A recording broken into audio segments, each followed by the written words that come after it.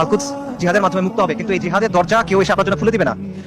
আসমান থেকে ফেরেশতা নেমে এসে আপনার জন্য জিহাদের দরজা খুলে দিবে না।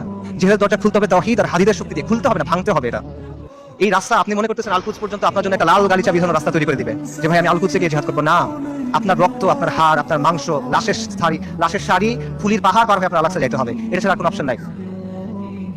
আল কুদসের দাম অনেক বেশি, এটা সস্তা না। বাইতুল মাকদিসের মানুষরা বলে দিছে, আল্লাহ আপনি আমাদের কাছ থেকে নেন, যতক্ষণ পর্যন্ত আপনি খুশি না হন আপনি আমাদের কাছ থেকে নেন, আমরা প্রস্তুত আছি। এই কথাটা যখন আমরা বলতে পারবো এবং এই কথার উপর যখন আমরা আমল করতে পারবো, যখন আমরা বলবো ইয়া আল্লাহ আপনি নেন, ততক্ষণ পর্যন্ত নেন যতক্ষণ আপনি সন্তুষ্ট না হন, তারপর আপনি আমাদেরকে আল-আকসা দেন, তখন আল কুদস আপনি মুক্ত করতে পারবেন, রাত পর্যন্ত পাবেন না। আল কুদস এমন এক দুলহান যার মাহার আমাদের রক্ত। আল কুদস এমন এক দুলহান যার মাহার আমাদের রক্ত। মাহার পরিশোধ করা ছাড়া কোনো বিকল্প নাই, কোনো বিকল্প নাই। আল্লাহ আযজা ওয়া জাল্লা আল কুদসকে মুক্ত করার প্রক্রিয়া শামিল হওয়ার তৌফিক দান করেন। আল্লাহ আমাদের তৌফিক দান করেন আল কুদসকে মুক্ত করার। আল্লাহ আমাদের দুনিয়ার ভালোবাসার মৃত্যুকে অপছন্দ করার অসুখ থেকে মুক্ত করে দেন। আল্লাহ আমাদের মসজিদ আল আকসাতে সালাত আদায় করার তৌফিক